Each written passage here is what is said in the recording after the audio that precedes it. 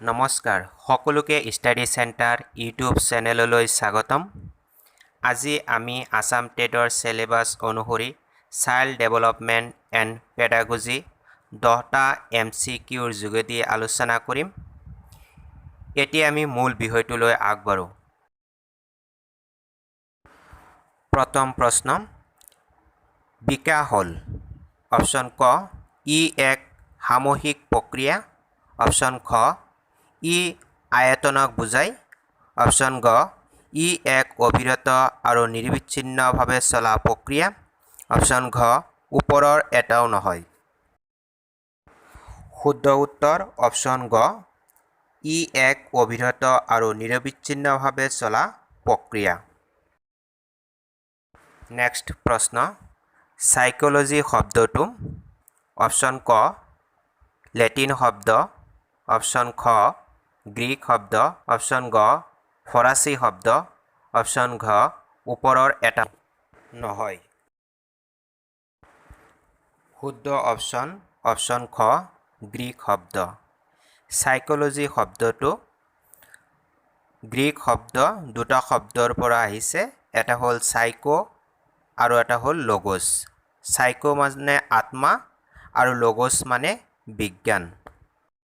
Next প্ৰশ্ন, psycho শব্দৰ অৰ্থ অপশ্যন ক বিজ্ঞান, অপশ্যন খ মানসিকভাৱে দুৰ্বল, অপশ্যন গ আত্মা, অপশ্যন ঘ ওপৰৰ এটাও নহয়। অপশ্যন গ আত্মা। ইতিমধ্যে আমি শিকি আহিছোঁ যে সাইকোলজি শব্দটো গ্ৰীক শব্দ সাইকো আৰু লগোছৰ পৰা হৈছে। সাইকো মানে আত্মা আৰু লগোছ মানে বিজ্ঞান। নেক্সট প্ৰশ্ন, সাইকো আৰু লগোছ শব্দৰ পৰা সৃষ্টি হোৱা শব্দটো হ'ল অপশ্যন ক পেডাগজি, অপশ্যন খ সাইকোলজি, অপশ্যন ঘ ZPD, অপশ্যন ঘ ক আৰু খ। শুদ্ধ উত্তৰ অপশ্যন খ সাইকোলজি।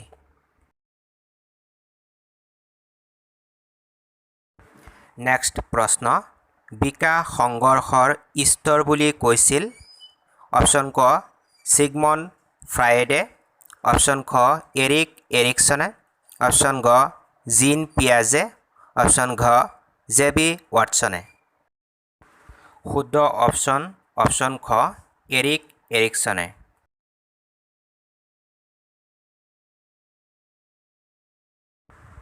নেক্সট প্ৰশ্ন, কোনটো বিকাশৰ উপাদান অপশ্যন ক পৰিপক্কতা, অপশ্যন খ অভিজ্ঞতা, অপশ্যন ঘ সমানতা, অপশ্যন ঘ ওপৰৰ সকলো। শুদ্ধ অপশ্যন গ ওপৰৰ সকলো। কিয়নো জীন পিয়াজে বিকাশৰ উপাদান 4টাৰ বিষয়ে কৈছিল, তাৰ ভিতৰত হ'ল পৰিপক্কতা, অভিজ্ঞতা আৰু সমানতা। আৰু আন এটা উপাদান হ'ল যে সামাজিক স্থানান্তৰীকৰণ।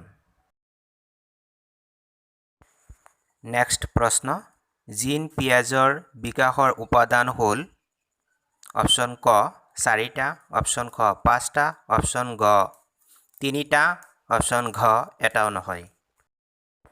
শুদ্ধ অপশ্যন ক 4টা। কিয়নো আমি ইতিমধ্যে পঢ়ি আহিছোঁ যে জীন পিয়াজৰ বিকাশৰ মুঠ উপাদান আছিল 4টা। নেক্সট প্ৰশ্ন, কোনটো বিকাশৰ স্তৰ অপশ্যন ক সংজ্ঞানাত্মক, অপশ্যন খ আৱেগমূলক, অপশ্যন ঘ মুখস্থ স্তৰ, অপশ্যন ঘ ওপৰৰ সকলো। শুদ্ধ উত্তৰ অপশ্যন ঘ ওপৰৰ সকলো। নেক্সট প্ৰশ্ন, শিকনৰ নীতিসমূহৰ পিতৃ কোন অপশ্যন ক জীন পিয়াজ, অপশ্যন খ ভাইগস্কি, অপশ্যন গ থৰ্ণডাইক, অপশ্যন ঘ কহলাৰ। শুদ্ধ অপশ্যন গ থৰ্ণডাইক। থৰ্ণডাইকে শিকনৰ নীতিসমূহ আগবঢ়াইছিল। তেখেতে প্ৰধানকৈ 3টা নীতি আগবঢ়াইছিল। সেই নীতিসমূহ হ'ল প্ৰস্তুতিৰ নীতি, ফলাফলৰ নীতি আৰু অনুশীলনৰ নীতি।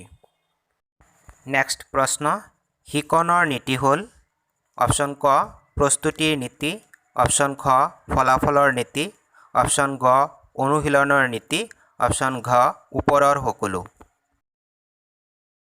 শুদ্ধ অপশ্যন ঘ ওপৰৰ সকলো। কিয়নো আমি ইতিমধ্যে পঢ়ি আহিছোঁ যে থৰ্ণডাইকে শিকনৰ 3টা নীতি আগবঢ়াইছিল। সেই নীতিসমূহ হ'ল প্ৰস্তুতিৰ নীতি, ফলাফলৰ নীতি আৰু অনুশীলনৰ নীতি। গতিকে ওপৰৰ সকলো শুদ্ধ। আজি ইমানখিনিতে সামৰোঁ। আপোনালোকে এনেধৰণৰ ভিডিঅ' পাই থকাৰ বাবে চেনেলটো ছাবস্ক্ৰাইব কৰি ৰাখিব। ধন্যবাদ।